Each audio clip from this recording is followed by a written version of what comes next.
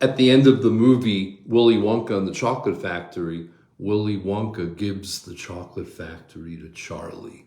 And his grandpa says, "You're giving Charlie the chocolate factory?" And Willy Wonka said, "Yes."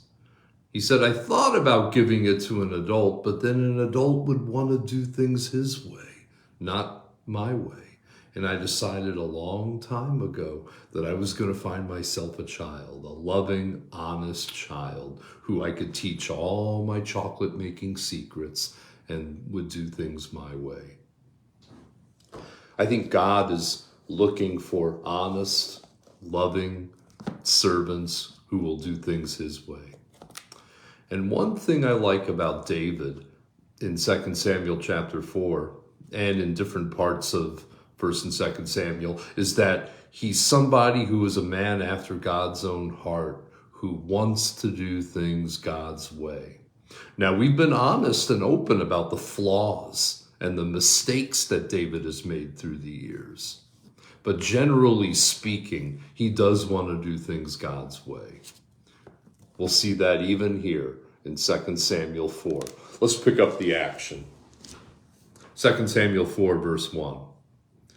When Ishbosheth, son of Saul, he was the king of Israel, when he heard that Abner had died in Hebron, he lost courage.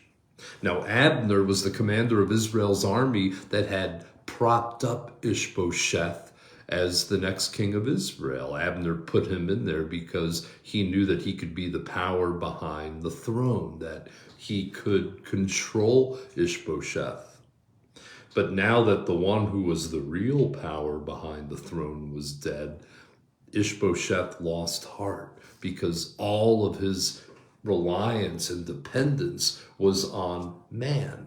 It was on Abner. And when the one that he was relying on was no longer there anymore, it makes sense that he lost heart. As believers in Christ, we know, according to Psalm 118, verse 8, that it is better to put your trust in the Lord than it is to put your trust in man. Psalm 56, verse 4, "In God, whose word I praise, in God I trust, I will not be afraid. What can man do to me?" Unfortunately, this was not Ishbosheth's policy because he was a man pleaser and a man truster, not a God pleaser, not a God truster. He loses courage. And all Israel became alarmed because they too were man pleasers and man trusters, and now they didn't have a king at all. And they were alarmed. Verse 2, "Now Saul's son had 2 men who were leaders of raiding bands. One was named Banah and the other Rechab. They were sons of Ramon the Beerothite from the tribe of Benjamin." Beeroth is considered part of Benjamin because the people of Beeroth fled to Gittaim and have lived there as aliens in Benjamin to this day. So these were military men who were loyal to King Ishbosheth as long as Ishbosheth was a strong figure. But now that he had lost courage, Banah and Rechab had lost faith in him. Verse 4 goes on to say, "Jonathan, son of Saul, had a son who was lame in both feet."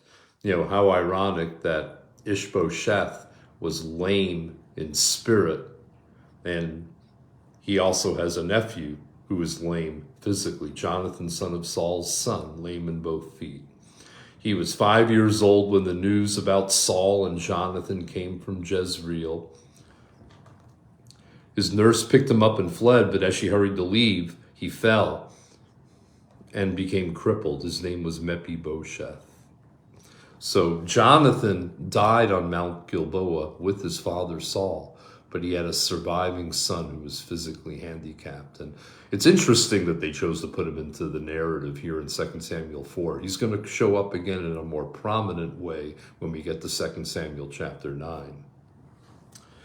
Verse 5, "Now Rechab and Banah the sons of Ramon the Beerothite set out for the house of Ishbosheth, and they arrived there in the heat of the day while he was taking his noonday rest. It was very common in that part of the world for people to take midday siestas, but it was foolish for King Ishbosheth to sleep in an unguarded room in the middle of the day.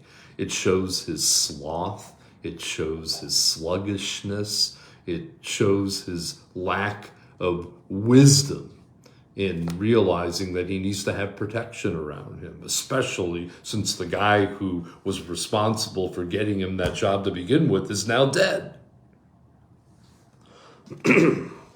Verse 6, Ishbosheth is sleeping on his bed, and then it says Rechab and Baanah went into the inner part of the house as if to get some wheat. And they stabbed him in the stomach. They stabbed the king while he was lying on his bed in the middle of the day. And then Rechab and his son Baanah slipped away. They had gone into the house while he was lying on his bed in his bedroom. We're meant to be galled and outraged at the crassness and the brutishness and the viciousness of this attack. After they stabbed and killed him, they cut off his head. Taking it with them, they traveled all night by the way of the Arabah. They brought the head of Ishbosheth to David at Hebron. They wanted to give David absolute evidence that Ishbosheth was dead. And they said to the king, "Here is the head of Ishbosheth, son of Saul, your enemy." Now, David is not going to be able to relate to that because, believe it or not, he didn't see Saul and Ishbosheth as enemies. He saw them as allies. He saw them as people that were on the same side. David didn't look at that family as his enemy. Remember, Jonathan is from that family. That was his best friend. So they are underestimating David's love and loyalty to Saul's dynasty. Here's the head of Ishbosheth, son of Saul, your enemy, who tried to take your life. Well, that was the one thing they were right about. He did try to take David's life, just that David forgave and didn't see him as an enemy. This day the Lord has avenged my lord the king against Saul and his offspring. Well, yay and nay. It's awfully arrogant of Baanah and Rechab and awfully presumptuous of them to assume that they were acting on the Lord's behalf as agents of revenge. Very bold and audacious and presumptuous. On the other side of the coin, David could look at it presumably and say, well, I had nothing to do with it, so God allowed these circumstances to happen. But look at what David says in verse 9. Rechab and Baanah, for whatever reason, think David is going to be so happy with them that he's going to reward them and give them a high place in his administration. But listen to what David says. As surely as the Lord lives, who has delivered me out of all trouble. So it wasn't you guys. It was the Lord who has delivered me. Verse 10, when a man told me Saul is dead and thought he was bringing good news, I seized him and put him to death in Ziklag. That was the reward I gave him for his news.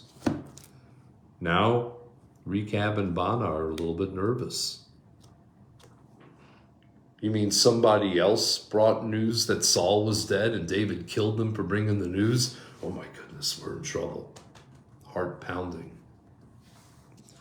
Verse 11, how much more when wicked men have killed an innocent man in his own house and on his own bed? So David is just as outraged by this action as the narrator was in verse 7.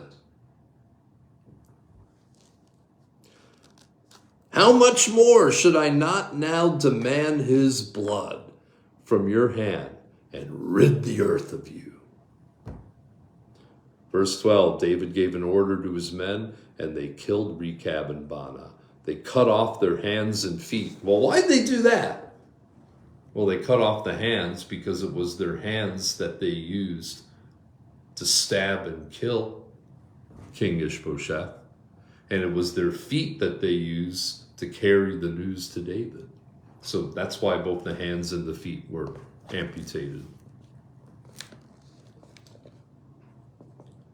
And then they hung the bodies by the pool in Hebron. But they took the head of Ishbosheth and buried it in Abner's tomb at Hebron. So this is another piece of evidence offered by the writer of 2 Samuel that David had no part in the destruction of Saul's dynasty. That this was beyond David's sphere of influence. David was doing things God's way. He was waiting for the Lord to handle things. And that in God's timing, he would become the anointed king over all Israel. And as Christians, we too should avoid the temptation of trying to manipulate circumstances in an evil way in order to get a hold of good ideas and to accomplish good purposes. God cares about the motives and not just the outcome. He cares about the way we do things and not only that we do things. He cares that we do things right. Just like Willy Wonka wanted to make sure he had a successor that did things his way, God is looking for people who will do things his way and not take matters into their own hands and kill like Rechab and Baanah did, but those who will wait on the Lord like David did. Now, that doesn't mean that there aren't times in life when we should not take action. Sometimes we do need to take action, but we take action righteously. We don't do evil in order to take action. Before we close out 2 Samuel 4, I also wanted to point out to you an inconsistency in David's behavior that needs to be highlighted. In 2 Samuel chapter 1, he had no problem putting to death the Amalekite who claimed to have killed King Saul on Mount Gilboa. Here in chapter 4, he has no problem putting to death Rechab and Baanah for killing Ishbosheth. But in the last chapter, in 2 Samuel 3, he doesn't kill Joab for murdering Abner in broad daylight. And it's difficult to say for sure. According to David's own words, he didn't kill Joab because he was a son of Zeruiah, and these sons of Zeruiah are too strong for me. And may the Lord repay the evildoer for his evil deeds. So there is an inconsistency. David should have done away with Joab so that Joab would not be commander of the army. But David let him be. And sometimes that happens. Sometimes we do need to say, Lord, things would be really bad in my administration and in my life if I made this change. I'm just going to trust you to take care of the situation. I'm not 100% sure that I would hold that against David. Only that I point out the inconsistency that he let Joab live, but he let the other ones be executed. Nobody's perfect. Nobody is perfectly consistent. Just something I wanted to point out. Now, tomorrow we'll be in 2 Samuel chapter 5, and David's long-time promise will come true. All Israel will come to him and say, you are our own flesh and blood. We want you to be our king. And it's going to be a beautiful moment because it'll be David waiting on God for the people to come to him rather than him forcing himself upon the people. It's really a beautiful scene. But I hope you guys have a wonderful day. Today's my birthday. Woohoo! I turned 55 years old today. That means I can finally drive the speed limit. I can finally go 55. Man, I can't wait for my next birthday because I'll be able to drive 56 miles an hour. And then my next birthday, I'll be able to drive 57 miles. I'm just kidding. But actually, we're going to go to Chilton now, and we're going to support somebody and be a rock of refuge for them. And then later on this morning, we're going to head up to Green Bay, and we're going to go to lunch to celebrate my birthday. Woohoo! We're either going to go to Famous Dave's in Appleton or someplace in Green Bay, because we also want to hit the Christian bookstore. I've got to get some more portable communion kits so that I can deliver communion to people. I used my last couple of cups the other day, so we've got to pick up some communion. Well, I hope you guys have an awesome day. Jesus loves you. This I know, for the Bible tells me so. Bye now.